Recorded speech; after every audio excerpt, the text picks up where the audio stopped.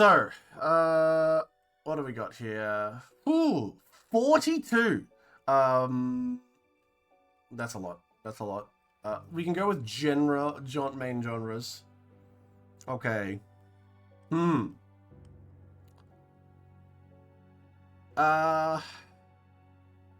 Text docs invisible. Hell yeah. That's all that matters. Alright. Top anime types. Alright. Let's give us some ideas. Okay, how do we all feel about the isekai? You know, I'm gonna say isekai is something in case of being sad. Tragedy is, oh, tragedy, yeah, tragedy. Where would that go? Oh, tragedy. Okay, you know what? I'd say tragedy. I'm just gonna put like a thing next to it because this is completely opposite, completely random. Tragedy. I'm gonna say tragedy is solid. Solidest. You know, C? You think it's C? But, like, tragedy on its own. Oh. Okay, you know what? It can just be kind of cringe. But a lot of the time, I've seen it, it's really good. S tier. It's S. Fuck you guys. Fuck you guys. It's S. Let's go with the Isekai. Alright. Isekai. Yeah, it is often dog shit. Now, okay. Here's what I'm going to say with Isekai. Tragedy, I was talking about the variation, but if D is the lowest we can go, it's D to S.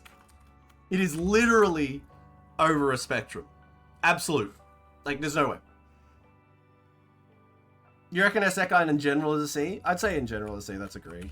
I'll put it in the brackets because, like, in general, it averages into a C. Kind of not, like, let's think about it. Most Isekai is, what are we talking about? Like, oh, Sword Art Online, you might like that thing. I think it's dog shit. Sword Art Online, absolute dog shit to me. I got reincarnated as slime. It's fine. Enjoyable for someone who wants a power fantasy. Fuck you. Screw you. I just leave me alone. You're bullying me. Bully me. Don't bully me. I'm just sitting here. How dare you? Anyway, my first 2 or 3, yes, yeah. Everyone was a huge Isekai fan in the early one. They're all power fans to a degree.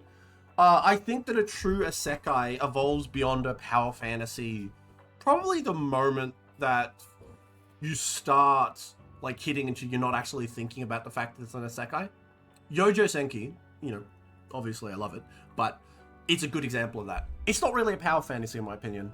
Because a power fantasy isn't just having the power, it's having the power always work for you.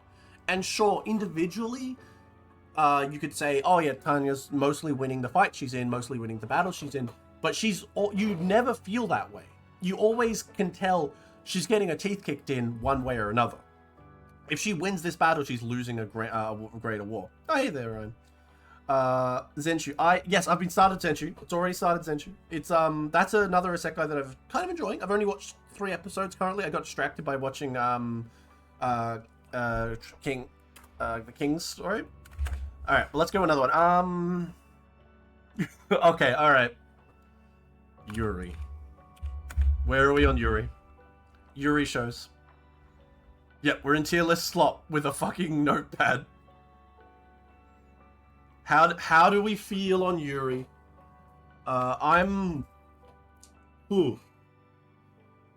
Okay. SSS, you know, when you're right, you're right.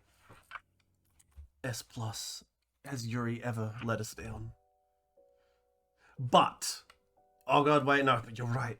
Yuri is S+, however, romance is different for me. So when I say Yuri is S+, I'm treating Yuri as a trope. I'll put this here. As a trope. But like, this is just so scuffed. This is so scuffed. But as a thing, it's probably, yeah, like, just C. It's because it's essentially romance to me. So I'd say C. You know. Yeah, Yuri as a trope is S tier. I think Yuri always I tend to like it whenever it's the romance element. It's just like funny, and I don't know, I just be like, haha, girls kissing, hell yeah. And you know, if there's like a story, and obviously the story has to be good, like, but as its own in a romance thing, I'm not a fan of it. Which is where will bring us to romance. Romance, which is encompassing the Yuri before, but romance in general, I'm gonna say this is a personal one. You guys might disagree. D. Yep. And also I'll put this up here. Yeah. D. Yeah. It's okay. In my books, this idea is much more. Tanya is consistently trying to toe the line between using her battalion as meat shields and not getting killed as she gets promoted. You know, Tanya, like, but the thing is, Tanya's not winning all the time. That's the whole point of why it's so good as a Isekai. It kind of avoids the slop of the greater genre of just like, oh my god, I am the best ever, and here come Man Bandit, who is very mean, and he threatens a woman in front of me. I save woman. I am hero. You know, that kind of slop. Like, that's not in Tanya. Tanya is no part of that slop. Like, it's fine if you like the slop, but yeah, romance is a D. Good animation, good writing. Also, I like bread and crackers. Well, who doesn't? Bread and crackers, you know, it's great stuff. A little below cake, but you know, even with the best romance, it isn't that impactful. Yes. I think that romance needs to be combined with something. Okay, most of the time, I have gone beyond just a romance on its own as something that can interest me. Essentially, I've reached a point where I'll get a romance, but if less this story or elements of the romance are interesting, I'm not there for it. For example, what was it? The one where the girl can't hear and she used to get bullied or whatever. That's interesting as a romance thing. Haven't watched it, but I'd be interested because there's an interesting element. Yoga no Sora. That's an interesting romance. Mainly because I watched it ages ago, before I kind of fell off romance things in general. But it's like, you know, taboo romance. It's always a base topic. Interesting. I like it. I like it. That said, let's go into the subtopic of taboo romance. No, not taboo romance. No. Incest. This isn't even there's not even a genre for this, but it feels like it is. No, actually. And then I'll put in brackets here. Incest? Question mark? How do we feel? How does chat feel about this? If there's a romance subplot, it's still only be a plus. Let's be honest, check. 99% of anime has a romance subplot. Let's be honest. I think the thing that pissed me off about Tanya is exactly how much they cry out. The first season speed runs through 2.5 books. The first book is done and dusted in 5 or 6 episodes. Yeah, there's a bit of speed running, but you kind of have to do that. I like Toradora a lot, but it is an anime to pine over. Get this. I hate Toradora.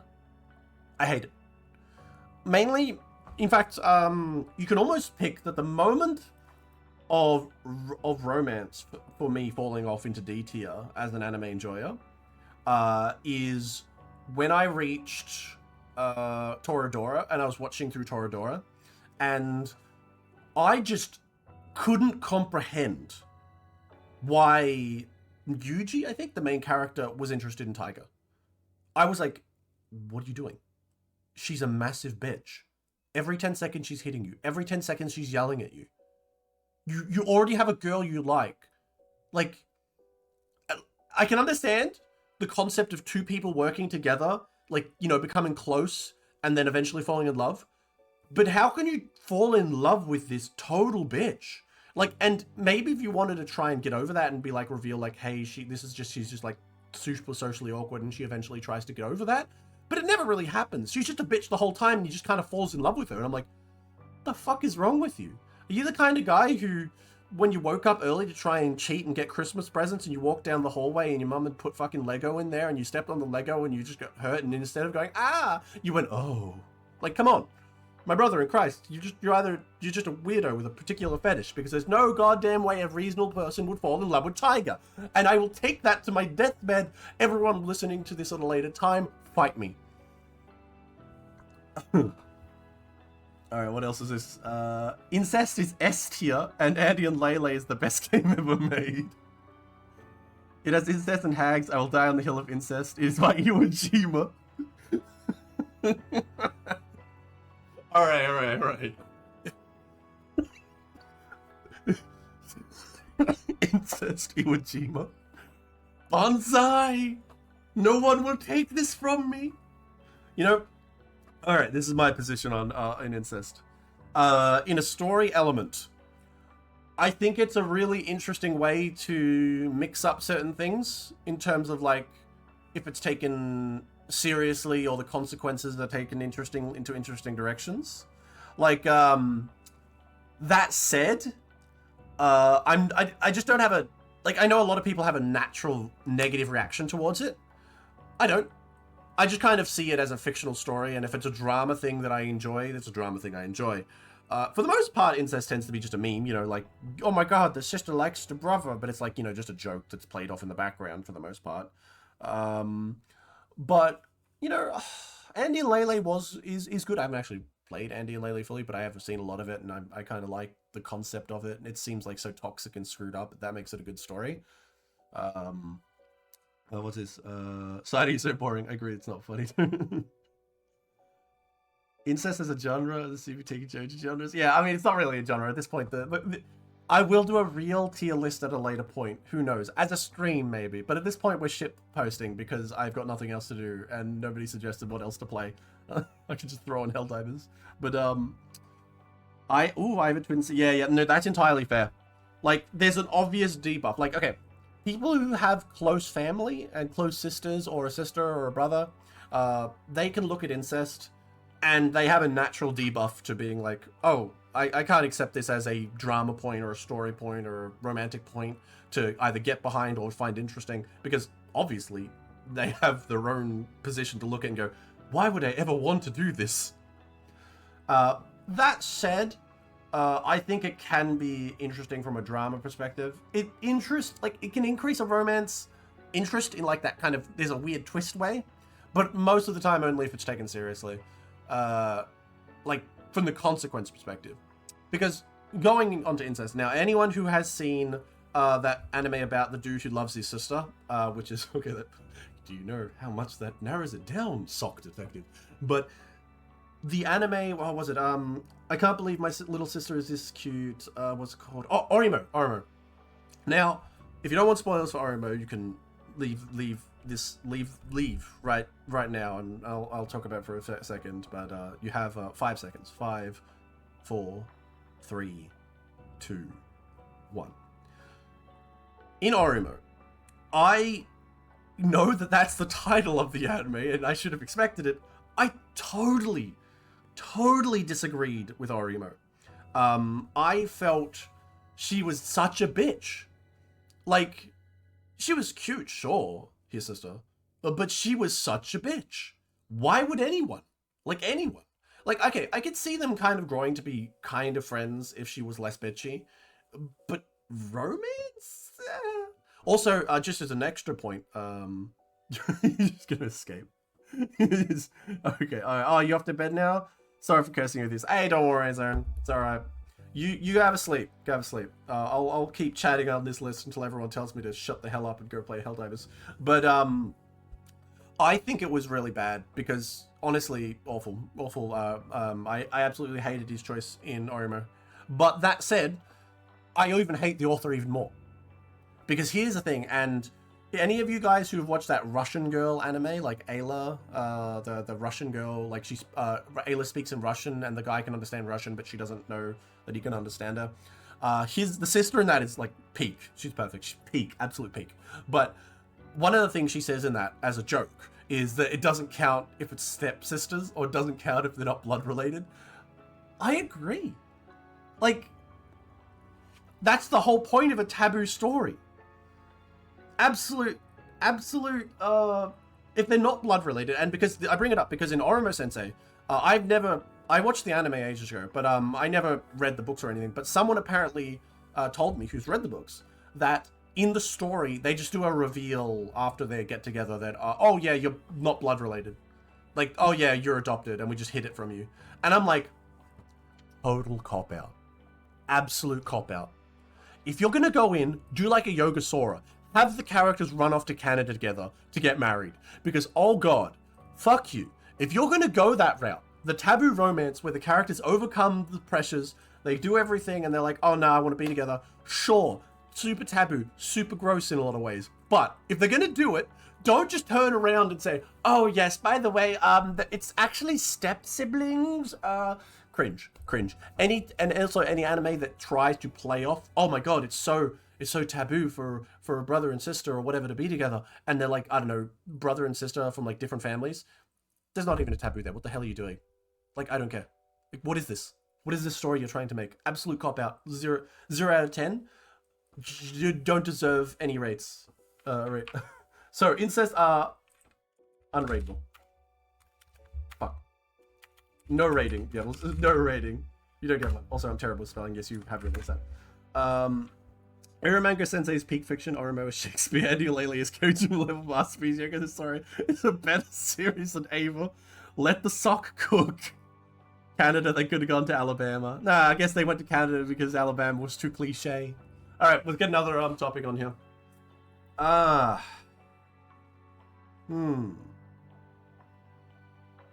Let's see.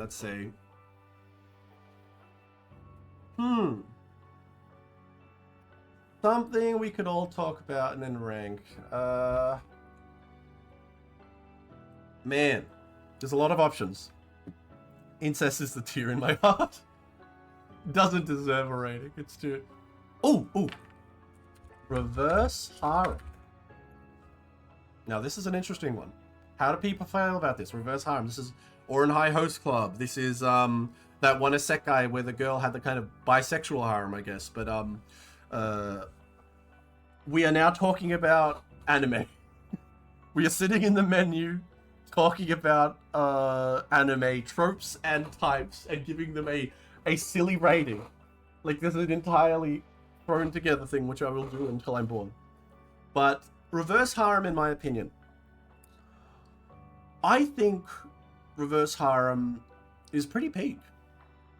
And it's probably because I tend to get, like, we've seen so many normal, straightforward harems that I'm just, like, amused by the alternate tropes that come into a reverse harem. Like, it's just simple role reversal that amuses me. I'm a very simple person. I wouldn't call it peak, though. It's definitely above C for me. Reverse harems are fine. I think they've been more interesting narratively. I think it's yeah, I would solidly agree with that. Solid B tier. Reverse harem is a solid B tier. I would put the very rare bisexual harem also into a B tier, as in my opinion, because I've only seen like one example and it was pretty peak. I actually was like, damn, this is pretty good.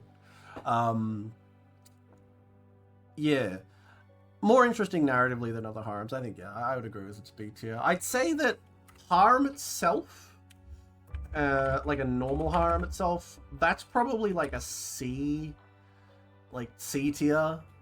Like it's not bad. I see C. Oh, what by harems have you seen? Yeah, femboys don't count. There was, oh god, okay, it was a Otome isekai manga, a story, where a really kind of a girl gets sent into the Otome world, like, you know, boy kind of, you know, one girl gets all the boys type thing. And she isekais in as the villain.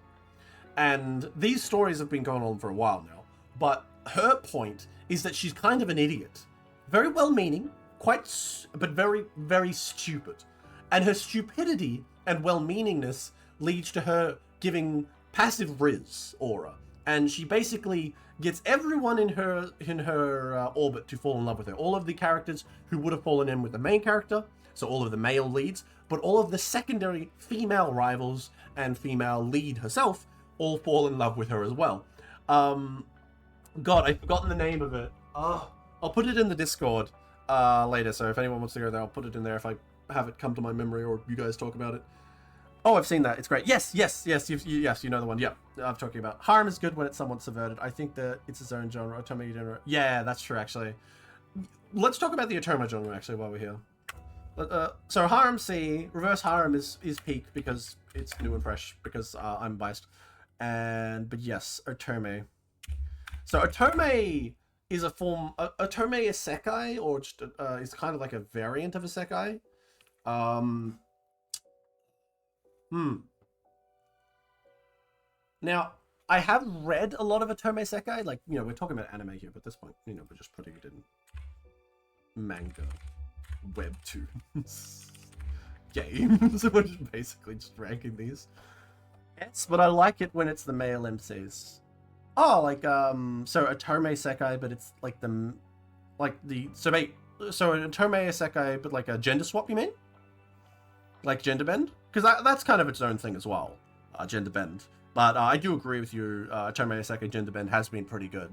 It's quite funny, like where like you have a guy, Sekai's into the Otome place, but he's like the main girl or the villain or something, and he's like, you get like the silliness, humor of the gender bend, and you also just get the, the Otome world kind of stuff. It can be pretty funny.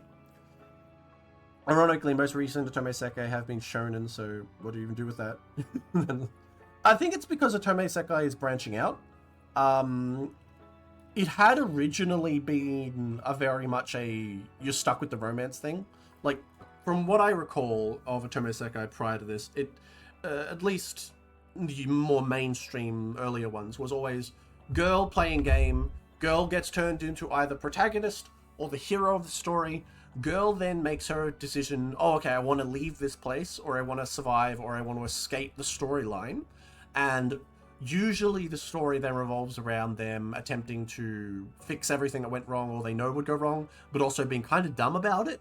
Like, it's almost like all the women who go into this have like a few minus like 10 or 20 IQ, and they tend to think they're doing the right thing, but then inadvertently they're causing all of the guys to fall in love with them, or inadvertently they're making something that they wanted to avoid happen. Like, for example, they're like, oh, I'm going to leave this place, so I'm going to gather money, then I'm going to end my fiance relationship with this guy, and then I'm going to, once I reach adulthood or whatever or another, and I finish the ballroom area, I'll just leave to like a castle in the mountains, or alternatively, I'll find some way to finish the story or just go away. But almost invariably, everything they do leads to everyone falling in love with them being the greatest. Everyone refuses to do what they want. Like, for example, oh, can we break off our engagement? Immediately the guy's like, oh, I hated you before, but now that you're trying to break off the engagement, how interesting. You've piqued my curiosity, woman. No, I think I won't break off the engagement. And then she's like, no, I want to break off the engagement, but doesn't really do anything serious other than just kind of complaining a little bit. And yeah, I tend to find I have reached a point where Otome Isekai of that nature has bored the shit out of me. I read and I used to read a lot of all sorts of genres, so I've put my toe in everything. What are you guys saying? I do enjoy Otome Isekai from narrative potential to the standard template. True. I think it has more potential to be more interesting, although I think that like it's still missing that potential to some degree. No, something more like Nobeta, where the MC is a female, is dominant, is in a female, is dominating gender. And is an example, maybe. I'm not sure what that is actually. I might look it up. Nobeta, like a Nobeta where the MC is in a female and is dominating. Oh, okay. Oh, so basically she becomes the woman. Like a guy turns into a girl, but then just kind of goes, I'm fucking really cool, screw you guys, and like is really confident, as opposed to like the usual, because they're usually set in like a nobility society, a Victorian era nobility world. Yeah, so Otomes are similar to a Isekai in their variation, but I'd say they have a base level of C, even if they can go up higher. Like Isekai in general, like the standard template Isekais tend to be pretty awful in their templates. But I'd probably confidently give Otome a decent number there. I'm still waiting for an Otome Isekai that doesn't just fall into the trope of I tried to get away, but through this I just kind of let everything happen anyway, and I don't really try. I hate that. I hate people that just they say they want to do something, they say they want to escape something, and they do nothing to really achieve that, or everything they do feels like they're not really trying, or just pathetically failing. Ugh, it pisses me off. I'd call Otome Isekai an A. Okay, alright. a fair position on it. I held no opinion on Tommy, and I do not watch anything under that genre. I would say Saito, give it a shot, but some of it is trash. There are some good ones out there. If you like romance, or funny romance, or comedy romance, or harem stuff, there's a few good ones. If you're looking for, like, something more interesting, they're rarer, but you'll find them in more webtoons. For example, there are a few webtoons out there where, like one of my favorite ones that I haven't gone back to in a while was where, like, instead of it being a Tomei isekai where someone comes into the isekai, it was a Tomei setup where the villain and the protagonist character, for some reason or other, swapped bodies, and they were, like, playing, and, like, the villain's still a villain, though, although she's more complicated than, like, the idea of just being evil.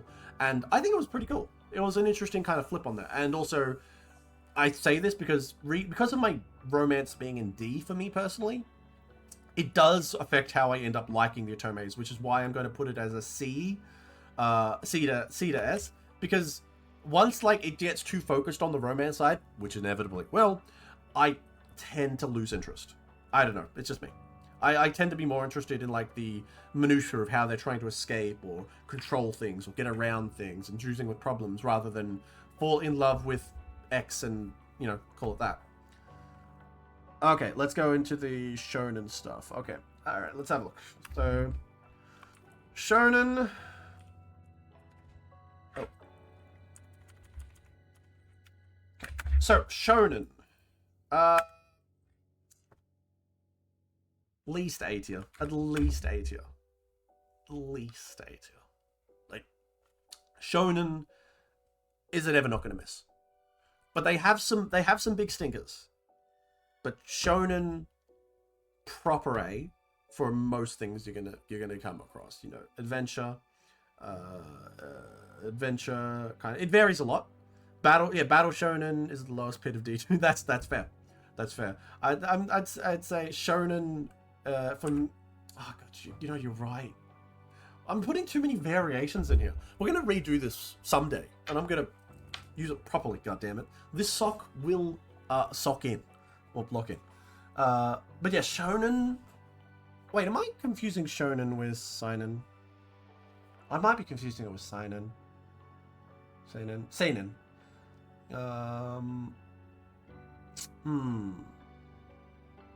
You're right, though. There is a lot of variation there. Alright, and then I'll put in brackets some D. Because, like, there's a few stinkers. Shoujo... That's more or less just kind of sweet romance and stuff. However, there are some okay ones.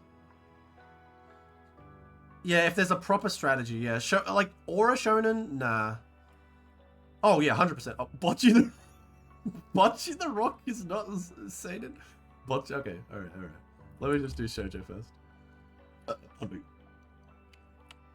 Okay. Shoujo... I'm gonna say, it's C or D. It's mostly romance to me. Like, there's some... The reason I'll give it a C is because there are some shoujos that have, like, an element of battle or interesting story to it. Like, you know, I would call... What was that one with the vampires in it? Oh, there's like a Vampire Academy or something. Oh god, I watched it so long ago. But it was, like, not the best. The only thing they shoujo related is Genkan Nozaki Kun. Ah, yeah. I think C is a fair position. A lot of it is D, but there are some good ones, and we want to rate them based on how good they can be. Like, with the isekai, we're obviously giving them ratios because, like, there's just so much slop, even though there is some good stuff. But yeah, Shoujo C, that's for sure. Oh, Why Do You Know Seraph? No, that's not the one I was talking about, but I'd put that under, like, an action anime, I think. Oh, Why Do You Know Seraph was alright. I never finished elements of it. I think got another season, and I never watched. Ooh, Regression. Okay, Regression. This is a trope. So, Regression. So, age regression.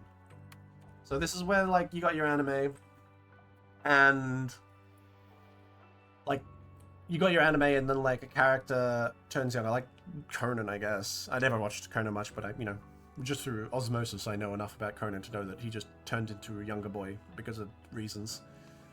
Um. Wait, are you talking about regression in? Yeah, it's more manhwa. Yeah, that's true. There's a lot more manhwa regression stories.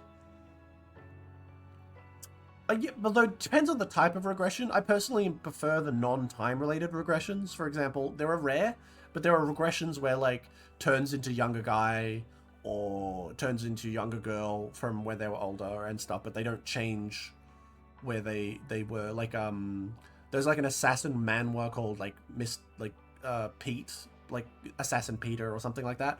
I can't remember but it's basically that, like, old man becomes younger boy, so he can then, like, you know, do all the stuff he could do because he was really badass when he was younger again. That was good. But regression with time is something else for me, I'd say. Yeah, it's... Yeah, I think maybe we should change regression to time. Let's, like... Because regression is a rarity. Let's just put it as... Time reversal.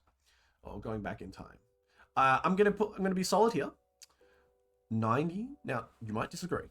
I know there is like the odd flash in the pan here for something really good. I'm gonna say it right now.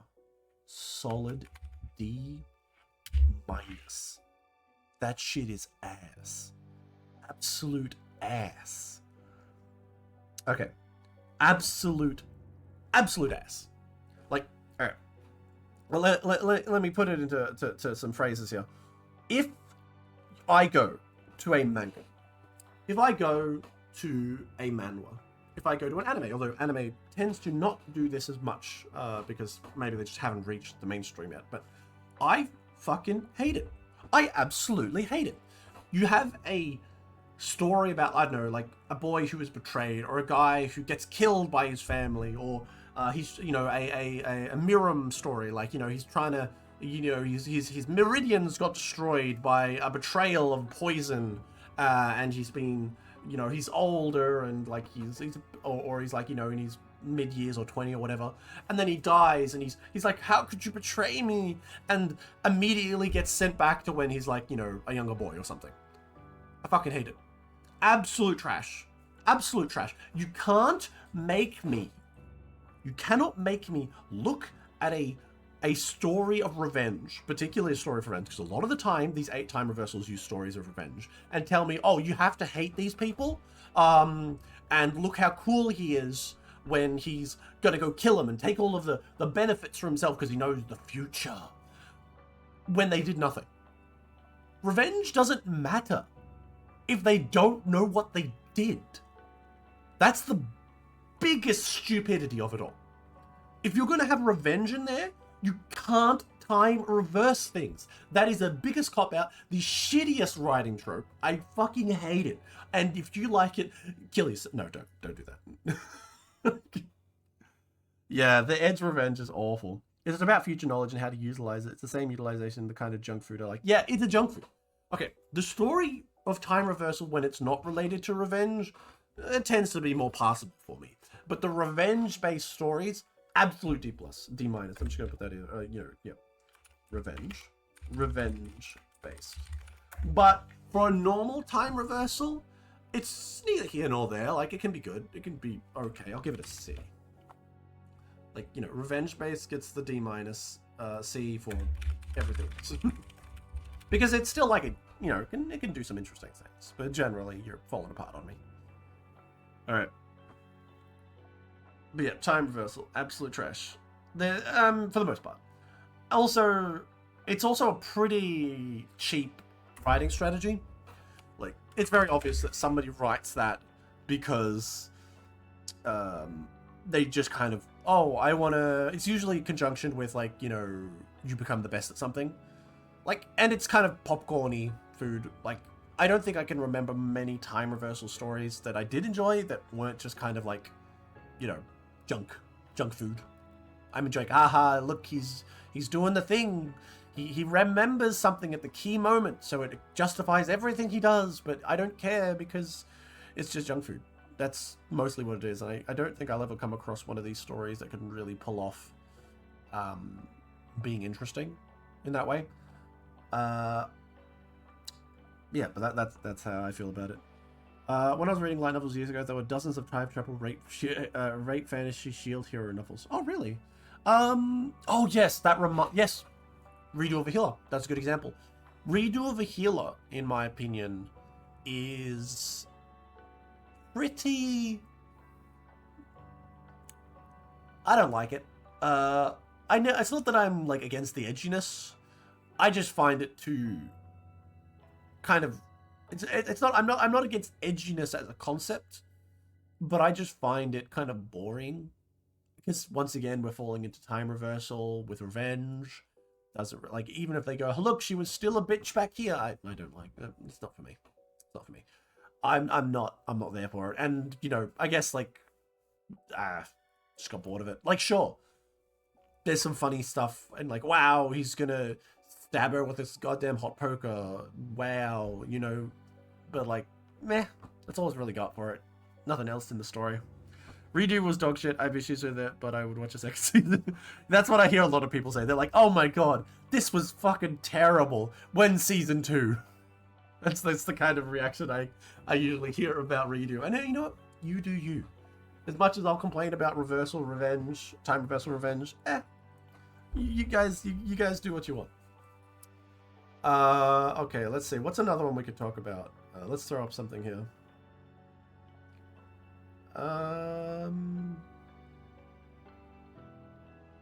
Ooh, Mecha. How do we feel about Mecha? Sorry, I'm blowing my nose, so enjoy that ASMR.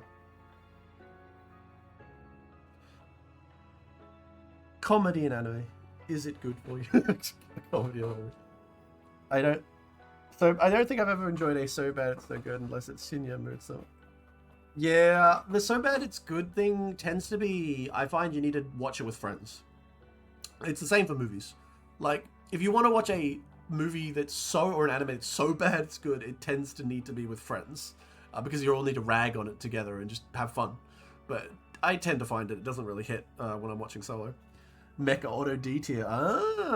We have Sheki as the anti-mecha man. I see. Anyone else gonna step in with their beliefs here, or are we just gonna accept Gren Lagann is a masterpiece that can and will and should shape your personality? There we go. Gren Lagann is a mecha. Let's not forget that. When people think of mecha, they just think of the toys from Gundam or the figures from Gundam. That is wrong, because most of those people who think of that and just think they're just for kids probably haven't watched any of the Gundam series.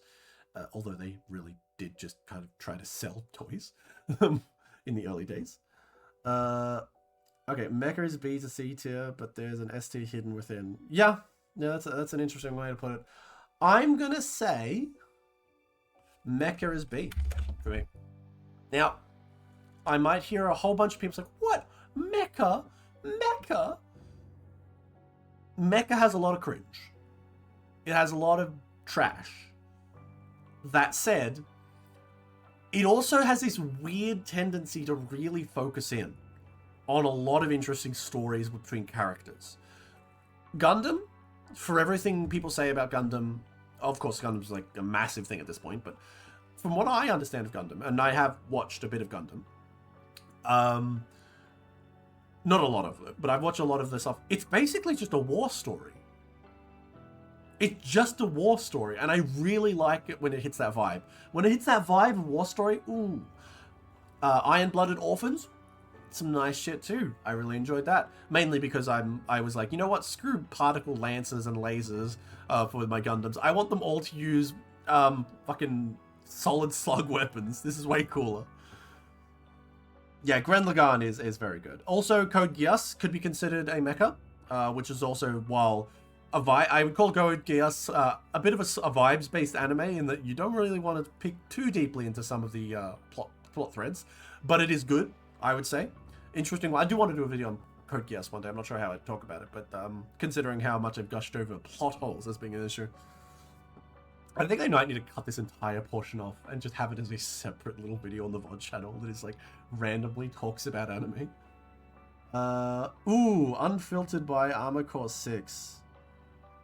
Oh, the Count of Monte Cristo mecha. I actually loved that.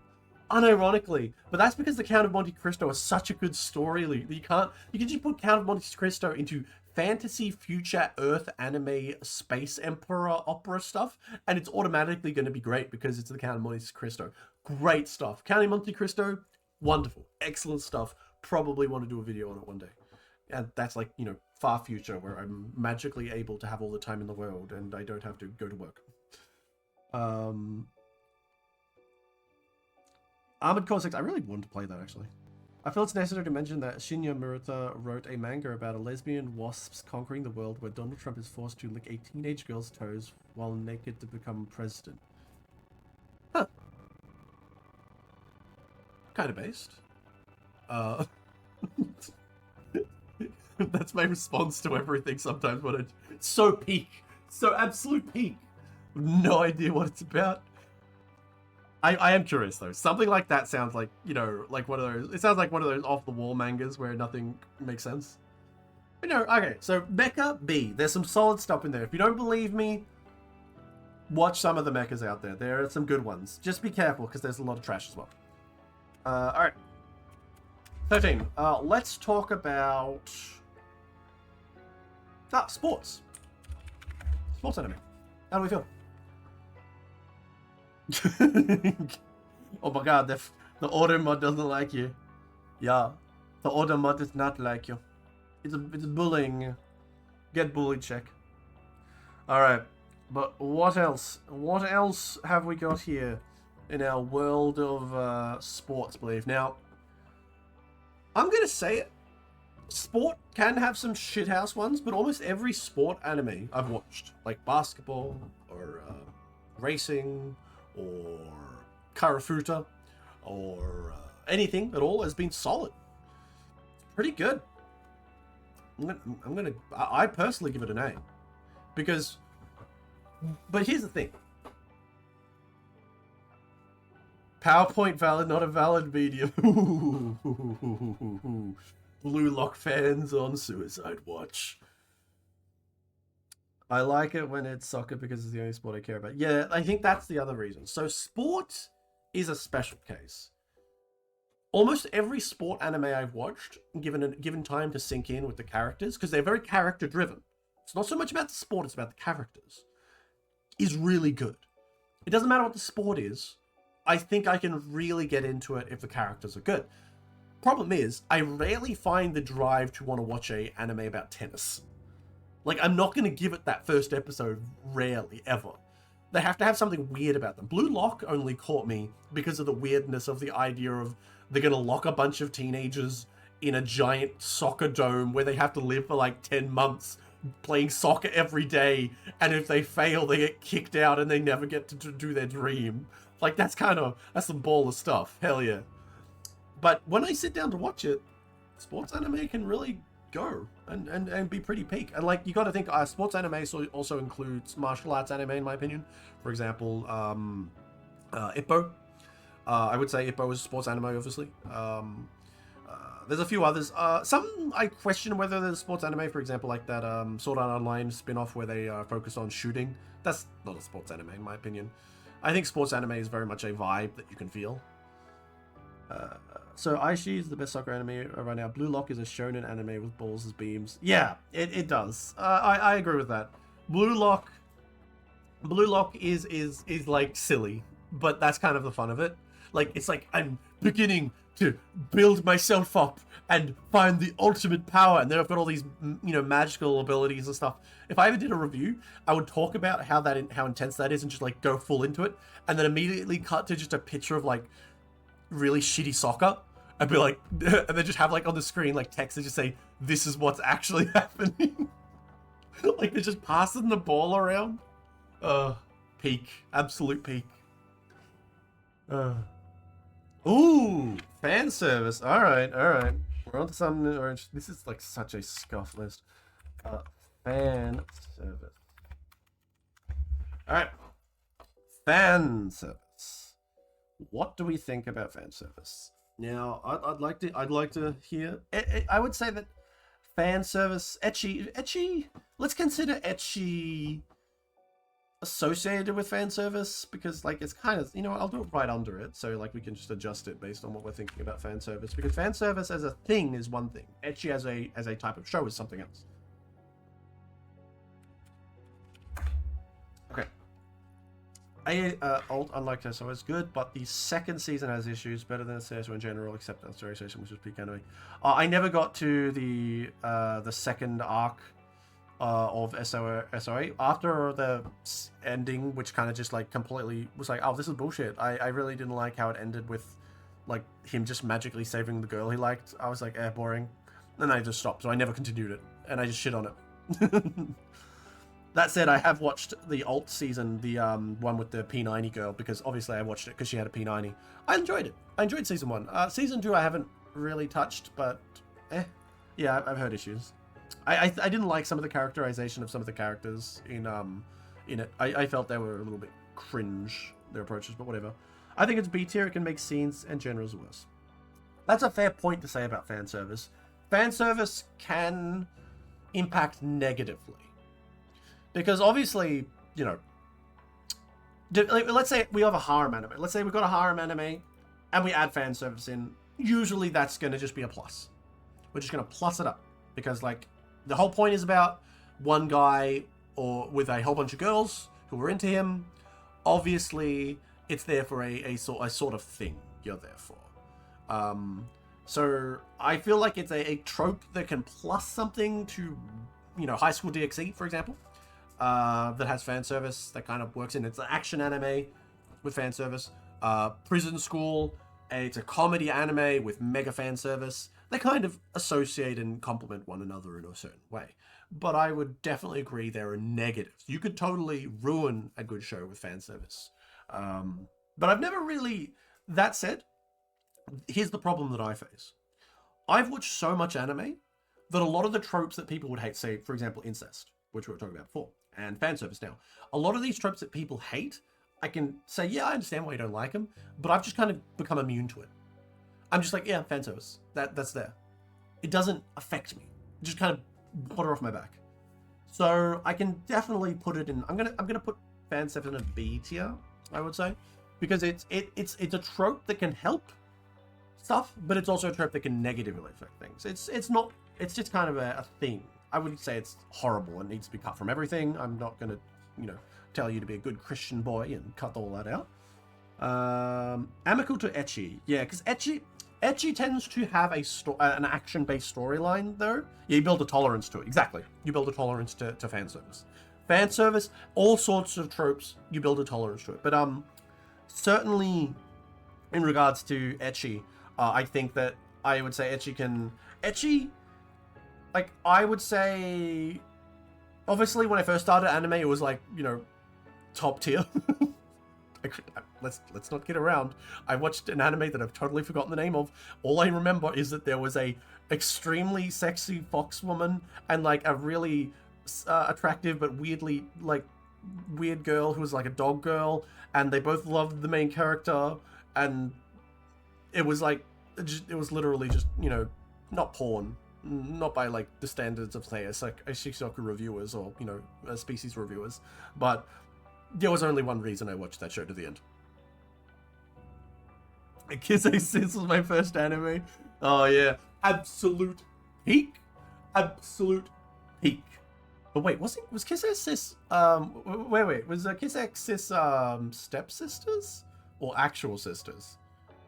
I don't even remember, but I do remember it being absolute peak. All right, but okay, ecchi. God. B. I'm cheating here. I'm just giving it B because I know there's a lot of trash ecchi. I know there's some ecchi that is like really good. That is like, you know, like some you know, core memory unlocked shit. Like Kiss X Sis, core memory unlocked. We'll give it what it needs. Let's have a look at what you're saying. Oh, there was an anime about a girl who could see ghosts. Generally good horror, but every other shot, including the horror scenes, was a panty shot. Ah, see, yes, that's an example of fan service negatively affecting. And part of the reason for this is a lot of manga that become anime, a lot of those mangas, they want to attract people to start reading them, and the reality is a lot of the readers are men, a lot of the readers will see a cute girl, they'll see a panty shot, they'll see all that fan service, and that pulls them in. And as time goes by, those become essential elements of the story.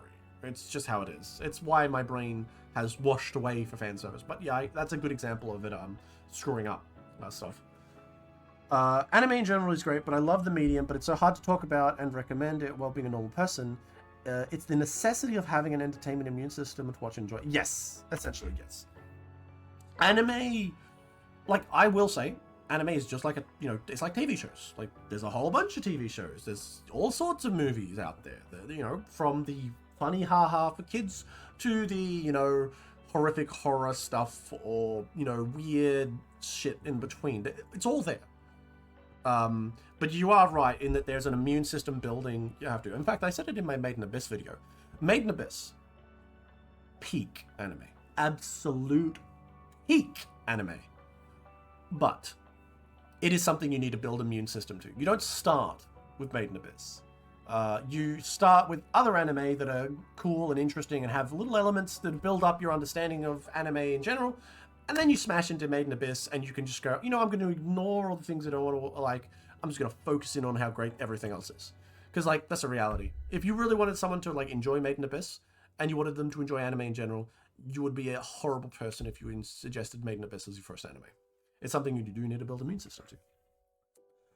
My Dress Up Darling was fucking peak ecchi. Good choice.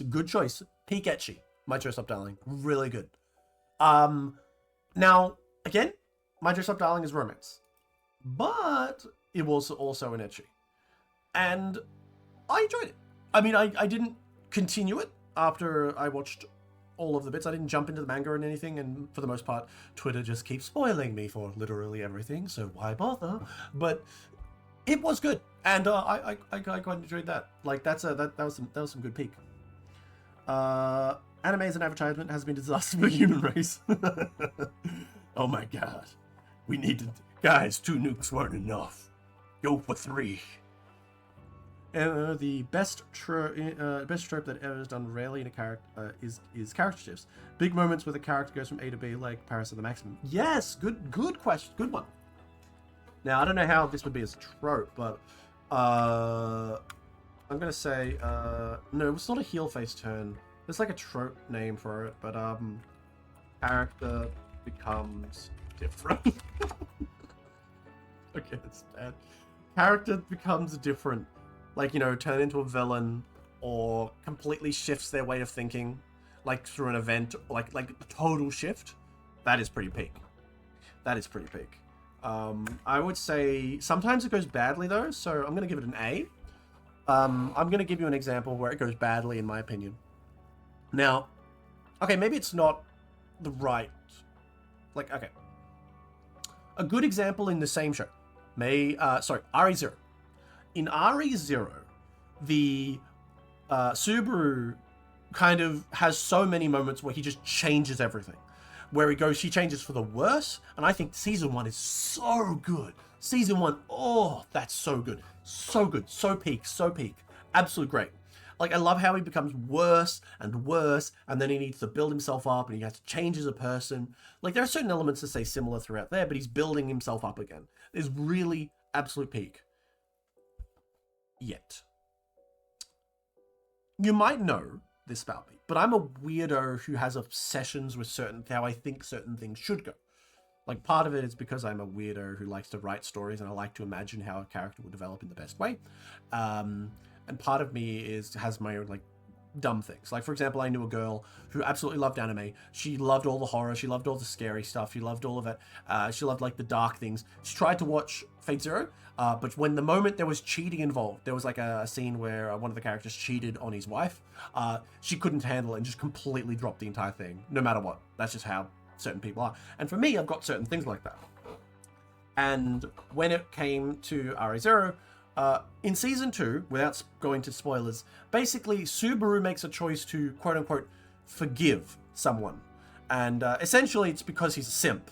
And I fucking hated it. I hated it so much. I hated it like no one's hated anything before. I read it in the novel, And then when I got up to it in the anime, because I also watched season 2, a bit of season 2, I was still upset, and I just dropped it. And I haven't been back to RE0 since. You might think, what the fuck is wrong with you? RE0 is peak. But I had it in my brain how he felt about this character. And how I think he should have felt about this character. And when he just turned and started simping in this way, I couldn't stand it. Oh, I couldn't stand it. I would rather him be unreasonably revenge-oriented and hatred-oriented and kind of broken and festering than healthy and positive and just going, cute girl. I hated it so much. I literally kept reading that part where he did this, thinking, oh, did he just get mind controlled? Like, did this girl do something to affect his beliefs and feelings? And I'm just cope. That was pure cope. And when I realized, no, he just changed as a complete character change, I was done. Just fucking dropped. Absolute. I know. Cringe, isn't it? But I can't help what I am. I might go back to it one day. Perhaps for a reason to try and see if I could actually enjoy it again. But let me have a look at this. I got off on... I didn't read the chat for a bit. My personal opinion is that the prerequisite for quality ecchi needs to be romance, but romance does not need to be ecchi. Yeah, that's true. That's a good point. Good connotation, personality shift. Yeah, bad connotation, character death. Yeah, that's a good point, yeah. It wasn't character death in the RE0 situation, it was just such a shift that it might as well been, for my opinion. Because I kind of liked the desperate anger that he had, and I didn't like him losing that. I know that sounds like you wanted him to suffer, and I'm like, yes, I did. Ecchi ground to peak in other genres. High School of the Dead. Oh yeah, High School of the Dead. Oh, that is another peak ecchi anime. Absolute peak. Peak. I'm actually going to do a video on that one day. I know that sounds silly. I know that sounds like YouTube is going to block the video on pure principle alone. But absolute peak. I had a moment with Mushoku Tensei novels, like, I had a moment... Super is too devoted simp for me to sympathize. Why would I not fuck off to somewhere? Yeah. Yes, no bunny mind control. Yes, he's too emotionally... It's not that I want him to fuck off. I understand him having his positions. I just don't like him... Okay. What it comes into is my feelings about revenge. Any story that has a serious revenge portion to it, where the character goes... I've met many friends along the way. Actually, you know what? Let's do this with revenge. 17th revenge. Any story that has revenge in it, where the character along the way comes to realize, revenge isn't worth it. I should have never have done this. Oh, I'm gonna give up. And like they, regardless of what happens to their revenge target later, they basically go, I'm letting go of my hate, and I'm becoming a better person. Absolute fucking cringe. You're a loser. Just go all in. All in. A good revenge story, a solid revenge story, is the story of someone who knows that nothing will come of it. Is the story of someone who inside realizes that they will feel nothing once they've killed the person, or rendered them useless, or made them suffer. The person who knows everything they do will not bring back what they lost. And they still do it. That is peak revenge. And I love it. And I hate anyone who goes, oh, I'm sad. Oh no, I'm not sad anymore. I'm going to stop my revenge and join with my new friends. I hate it. Absolute cringe. Get out of here. Remove yourself. You didn't even really believe in it. You were just LARPing. Absolute LARP at revenge. Absolute cringe. I want that story. I can't. That's just how I feel about it, at least. Revenge is... let's have a look at this. Someone calculated the speed that one girl's boobs had to be... Oh, yeah, I saw that. Yeah, High School of the Dead, the boob calculations. Yeah, I've seen that. Revenge is based... Last of Us 2 and millennial revenge writing is cringe. Yes. I feel like Last of Us 2, and I watched an entire playthrough. I never played the game myself, because I had a period where I was like, I really want to play these games, but I can't afford them. So I just watched YouTube no commentary playthroughs and enjoyed them. It was like living vicariously. But Last of Us 2 Revenge, I think it could have been done well. Like, it was cringe in the writing, but the concept at its core was interesting. It's just, everything about the execution was awful. Man of Chrono Crystal is my favorite revenge story ever. Is the most cathartic story, even though he forgets that one guy. Yeah, 100%. Counting Monte Cristo, absolute peak. What I said before, anime Mount Monte Cristo was so good, so good. I loved it. It was so weird, and it's hard to recommend to people, but it was so peak. I also want them to fulfill their revenge and still wallow in the misery after. You know, I feel like my peak image of revenge is a guy who gets his revenge and he's just standing there like with a blank face, like you know, this like characters who are telling him to give it up around him, saying like, "Look, what did you get?" And he's just sitting there. He's like, "I know, I know." Like, that's what I want. I want someone. I like the character who's truly dead inside, who goes on his revenge. Now, him being affected by those around him, sure, but I want him to ultimately commit to his revenge. I don't like people who would give up half measures. It just, I don't like it. I feel on a deeply personal note with the first Deadpool movie on the topic of revenge, where he just kills the guy while getting monologue to about why to spare him. Yeah, killing the guy doing a monologue is pretty good. That said, there's something Marvel movies are tend to be. But anyway, revenge. What am I gonna give revenge? Oh, yes. Revenge peak. It can be done terribly. But when it's done right, peak. Oh, my favorite trope? Oh god, that's an impossibility. Like, I mean, fucking pink hair. Okay, I'm kidding. Gotta be the time. No. Favorite anime trope is a difficult question, really, if we get down to it. God. Dungeon Meshi actually has a revenge character done really well. Oh, yeah, I did see that. I was like, I did enjoy Dungeon Meshi really well. There was some elements for revenge in there and stuff like that. Yeah. I quite enjoyed Dungeon Meshi in general. Dungeon Meshi is really good. I'm hopeful and excited for another season. I don't think I want to read the manga. I think that the anime did such a good job at demonstrating it that I really want to get into it. Yeah, it's good. You should watch it, check. Dungeon Meshi is some peak stuff. I will say that there are some animes and manga where, like, for example, the Berserk situation where it's like, don't watch the anime ever. Like, sure, there's some elements you might like in the movie series, the Golden movies or whatever, but ultimately, no, just read the manga. Dungeon Meshi is not that. Dungeon Meshi's anime is very good with the manga, so you watch the anime. Another example that I hear about lately is Sakamoto. Sakamoto anime, people are saying, like, I've watched about 3 or 4 episodes. It's alright as an anime, but people are obsessing over how, like, oh, yeah, it's not really living up to the anime, the manga's art. And I think there might be an argument to be made to just preferably go to the manga, and if you really like it, just watch the anime as well. Oh, Grimdark. Yeah, Grimdark. I think Grimdark is really good. You know, Grimdark's not exactly an anime trope, but let's put it in here. Like, there's not many examples of Grimdark. But let's talk about Grimdark. I would say Grimdark is real peak. I think it's really good. But it has the potential of an iPitch. Like, take everything else I've said about, like, a trope or an anime that could potentially fall off easily if used incorrectly. Grimdark is peak. It could fall off badly. Because you can either do it Grimdark to become edgy. Like, just pure edge? No. Grimdark is something separate. There's a difference between Grimdark and Grimdark setting. That's a good point. That's true. They are separated between setting and, like, plot. Maybe it's a too encompassing, but what about Chuny? Chuny characters, they're just kind of funny.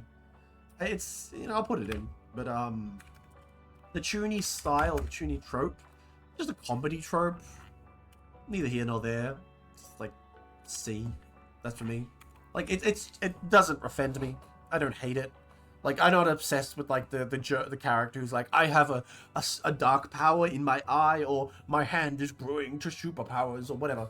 Or an example would be, a sort of example, I guess, would be the Eminence in Shadow, where the main character is essentially a Chuny, but has now got all the power to back it up.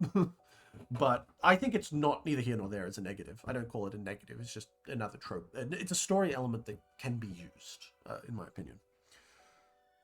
But Grimdark setting. You know, we'll do this setting. S, absolute S. Story, Grimdark story. That's got less. I'm gonna put it B because most of the time a Grimdark story is falls apart, but it does have a lot of potential.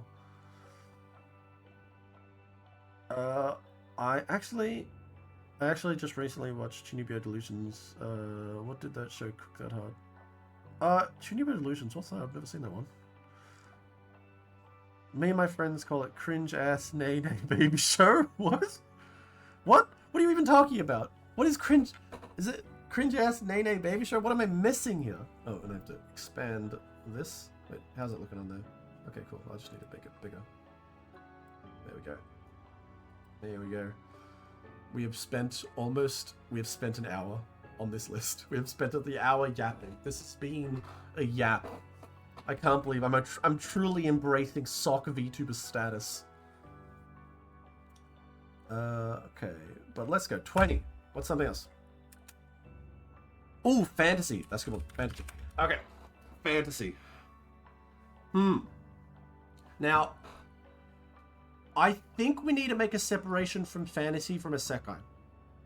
Almost assuredly. Because isekai it has the same fantasy world over and over. Like, I don't care if you change the magic system to have gems or to have, like, little elements different. But my god, as a setting, isekai fantasy is so trash 90% of the time. But fantasy itself, pretty peak. Pretty peak. Yes, I would say fantasy to sci-fi, that's... Well, actually, no. In general, yes. In general, yes. Because, now, I find that high sci-fi, for example, like you're in a... You know, there's empires and planets and stuff. So depending on the type of technology they use and the kind of suspension of disbelief they're employing. For example... I love myself like 40k because in 40k, like they have the space battles, they have the ground battles, they have all this dark, cool stuff interacting. But let's step back for a second and think about it. Let's say you have a planet and you want to go and take over that planet. You don't need ground forces. The hell you going? I'm just going to lob precision munitions down on that planet and just splatter every collection of military units and win. That's it. It's a high ground battle and anyone in space wins. But for a variety of reasons, 40k hand waves that, and I think it's cooler. I think that certain elements like that need to be held together for sci-fi in a bigger sense. But cyberpunk sci-fi, however, on the other hand, or Cowboy Bebop example, is also I think a really really good stuff. But yeah, I would not say that I straight prefer it at this point. I'd say like I love both of them. And they can both be peak in their own ways. A fantasy can be a solid A, because like they're not bad. Like there's nothing. It's not always peak. And then of course sci-fi as solid A as well. I'm just giving A's out to everything. This list is just high. I'm not giving anything a D. Jesus. What else? Mystery. Mystery. Now, if we're including manga and webtoons and stuff, I can support it. Sorry for giving you some more ASMR. You know what? I should probably mute myself when I do that next time. I will mute myself next time I use a tissue. Alright. Mystery. Mystery. I feel like mystery has its place. Mystery definitely has its place. As a general plot device, I think you can't not have it. Let's be honest. You can't not have mystery. Mystery needs to be there. I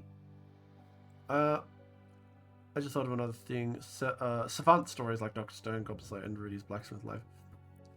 Savant stories. Oh, where like the dude is just like, like really good at one thing. Yeah, they're interesting. I like those. But let me just finish on my brainworms on mystery. I will say, with regard to mystery, I think it's a necessity. It's similar to how I feel about, what was it? Fan service. It just has to be there. It can ruin something. Too much mystery, like as has been said, for example, you just slather a story in pointless mystery, that'll ruin it. A good example of this is, what's the word? Star Wars. The newer Star Wars, Last Jedi. There was just so much pointless mystery in that show. And also, no Star Wars. Sorry. What was it called? Star Trek. Yeah, the first Star Trek Picard series before they got to the last season where they really turned it around. That show, like, the Red Letter Media guys put it the best. Like, they slathered it all over in pointless mystery. Like, and nothing ever gets resolved. It's just pointless. Ooh, what's happening? Spooky. Oh, like a mystery of a sword. What does it mean? Nothing. We'll never come back to it. It doesn't mean anything. It's like Lost. Did you know I never watched Lost, but I've heard of it from other people. But essentially, Lost was that show where, like, a plane lands on an island and it's just like a mysterious island and nobody knows what's going on. That show, the writers had no idea what they were doing. They admitted later on they had just put nothing but mystery into it and had no long-term plans. So mystery gets a B because too many writers in both anime, manga, games, and webtoons, and of course TV shows, clearly, just look at mystery as just dollop it on. What's the payoff? I don't know.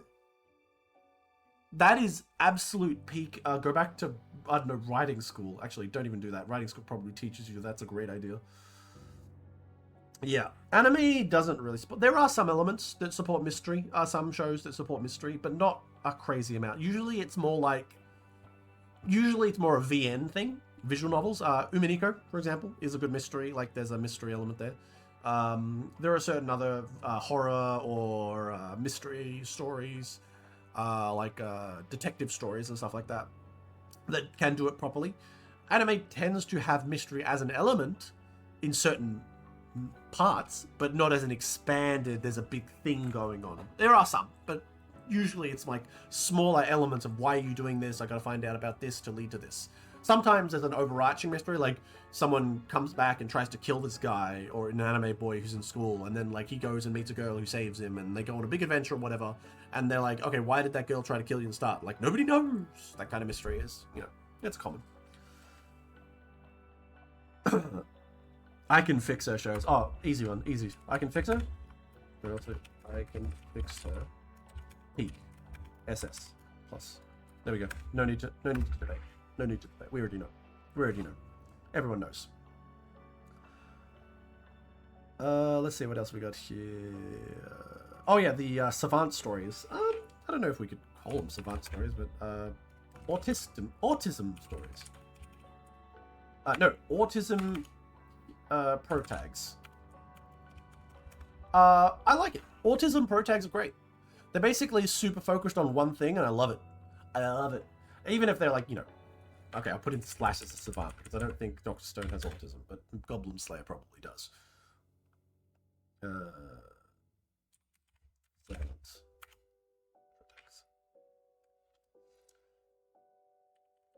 Okay. Yeah, it's usually episode. Usually can't, and like that's just how it works. Anime's a different beast for some of these things. It can still do it because it's still a genre. Like there's like no one's like let there be no one say, oh, mystery never exists in anime. It happens. It's just that it's less of a common thing to have a really focused mystery. Autism protags or savant protags are great. I'm gonna say peak S. The reason I say this is because I hate boring protagonists.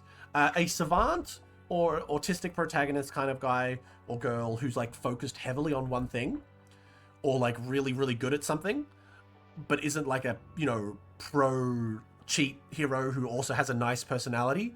Like these kind of characters, like a savant protagonist or type thing, tend to be weird and interesting, even though they're really good at this one thing. Those are great, but I hate it when they're just a cheat protagonist. So I'm gonna put it right next to this one. That needs to be said. What's the OP protag? Overpowered protagonist. I hate it. I hate it. Solid D. But overpowered protagonist. In brackets, not dull personality / boring MC is solid D because they never do it right. If they have interesting personality, it can be high. I would say like get something else. Like if you've got like some level of you might even, you know what, F. Yeah, we've found a new basement.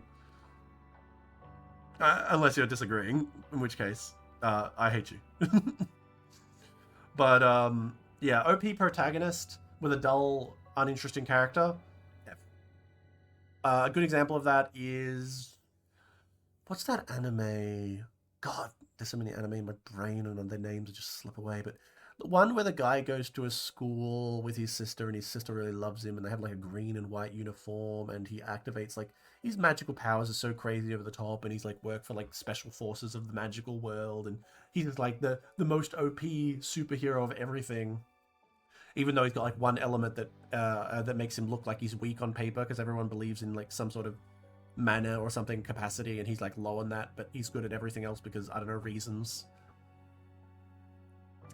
You can only take them off the board as a unit. OP protagonists get interesting when they are forced into political or leadership roles. The irregular... Yes, that's one. Irregular Magic High School. That one. That's a good example of absolute trash. Perfect. Oh, wait. Have I... Sorry, have I... Sorry, is this box been covering up the chat? I hope it hasn't. Oh god, it has been. I'm sorry. Alright, I'm just going to change this so the capture window is below the chat box. I'm so sorry. So the chat box will appear now on the screen. I'm cringe. We've been doing this for so long. This is why I'm not a full-time streamer. Anyway. Yes, absolute cringe. But yes, to make an OP protagonist good, you need to change them. You need to give them more. A good example is One Punch Man. Like, Saitama's great. Even though, like, yes, they have to move him around like a piece on the board, because obviously if he gets involved, everything just gets memed on. But he's interesting. Pardon me. That's why it's interesting. He's fun as an interesting kind of silly character, or a good personality that makes him interesting in that kind of similar way that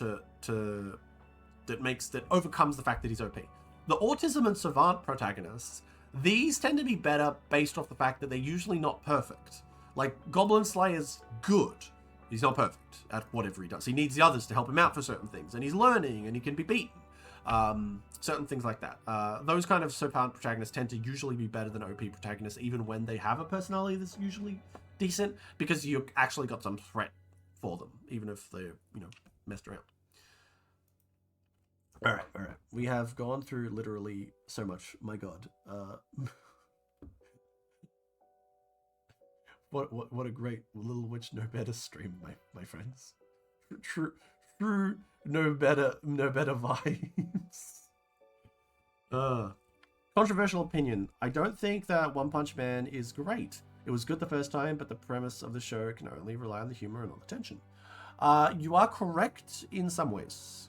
Now, putting aside the qualities of the animation, because I think that, if we're being honest, Madhouse really, really smashed it out of the park with Season 1.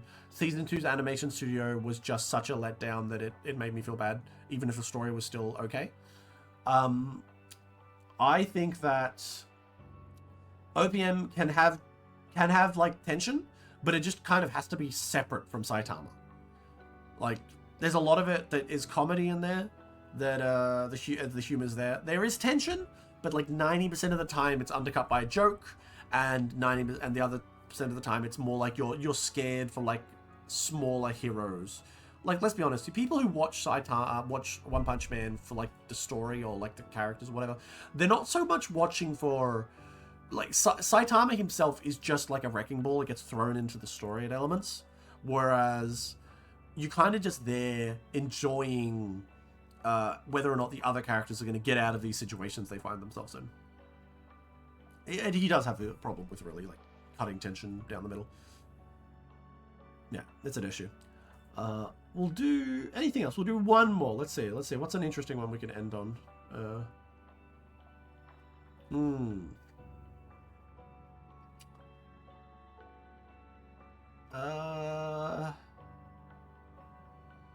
Interesting one to talk about.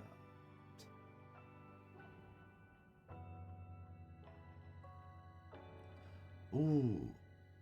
Horror. Yeah, okay. Horror. Now, I don't know how you lot feel about horror, and I'd like to hear your thoughts on horror. But I have an opinion, and I think a lot of people might agree with this.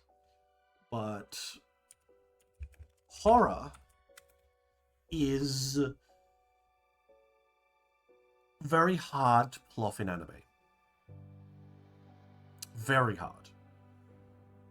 Easier in games, even visual novels particularly. Horror content that can be in anime. Okay, that is a fair position to take, Saito. That is very, very fair to take. Because horror in anime is almost impossible to do. Like, the various horror animes I've seen, they just can't do it. Like, something about the elements of it just don't hit. That said, Higurashi. Now, horror hit me in Higurashi. I'll say it. I was pretty early on in my anime watching career, we'll give it that. But around, I think it was the second or third arc of the first set of season 1. And this is original Higurashi, not the remake. I haven't even watched the remake. I was shook. I was shook. But that's the one example that I have to say it can work. It's just that I think it's a very specific time period. You need to be in the right mood. It's almost like you need to set the mood around you. Like, you need to be in the right mood, bright time of the day, near the dark, not with some other people. Really be into the story and gripped by the story. It's a lot of things that need to be going right for you to get shook. And I got shook by it. I'll say that. But you are correct in that most anime horror just can't hit. Like, you can get a lot of things out of scary things or scary monsters. And I will say manga is a different story. I think horror manga can definitely hit. Definitely hit. Like, we have to just look at Junji Ito. But every time they've tried to adapt Junji Ito, how has that gone? Terribly. For the most part. But horror can work in manga. It probably can work in webtoons for a degree. I've never really, like, webtoons, to me, are like mostly Korean things, like literally the webtoon website I'm thinking about, tend to sometimes hit, like maybe with the horror, like zombie stuff, or like, monsters and they're all trying to survive. Those kind of survival horror stuff can be pretty good, but I wouldn't say it scares me. Like, in terms of what it's trying to do as a horror scare thing. I'm not scared a lot of the time, but it can be creepy and it can achieve it. Tigra. I don't even know what that means. Is that a show or something? Or something you're referencing? I'm not sure what that is. But if it's horror, it's hard. But games. Anime games, yes. 100% anime games. 110% anime games can get me. Alright. I've said it before. Umineko. Umineko has gotten me with its horror before. It's like when I say horror, it's not that, ooh, spooky monster's gonna get me. I mean, it's got under my skin. It's made me feel freaked out. That's what I say is a solid horror. Sainota. Some good horror there too. Peak. Good shit. There's a lot of games in the anime vibe, especially in the VN or visual novel vibe, that can get the horror to come, and I'll stand by that. But when it comes to anime itself, yeah, it's kind of a thing. But as something, whether or not I like it, and this is a personal tier, obviously, I'm throwing these in, a lot of these you won't agree with, I would say we're looking at least A. I wouldn't call it S, because it's not like a necessary. I personally don't, because weird thing on the side, I'm not a big fan of horror movies and horror movies, but horror games. Horror games, I'm an absolute coward at, but I like them still. And visual novel horror visual novel, I really like. I really like the ones that can get under my skin. But no, I think we'll leave it there, my friends. We have gone through a whole 26 random tropes from misspelt tragedy to time reversal and fan service. We've gone through all these and achieved many things. I hope that whoever is watching this in the future will comment down below how broken and wrong I am about all my takes, and how I'm going to be taken out of context because I said fan surface is kind of neat. But it's been fun. Little Witch Nobeta was great. We'll play a new game next week. I don't know what it is. I'll figure it out, and maybe a future point I will make an actual reasonable tier list with that actual website rather than a notepad meme. Alright. I just dislike horror mostly, and horror, especially the horror experience I have. It's been Subnautica. I really love Subnautica. Yeah, Subnautica's great. God, Subnautica was so good. So good. Can't believe Below Zero was absolute trash, though. Wow. Imagine having, like, literally a perfect example of a great game trying to make the sequel and just fucking it up so bad. Wow. Anyway, I hope you all have a wonderful day, wonderful evening, and I will see you in the next one. Also, happy Valentine's Day. Even if no women are here talking to you, I love you. So long as you watch my videos, and yeah, that's a prerequisite. But I love you. All right, have a good one, guys.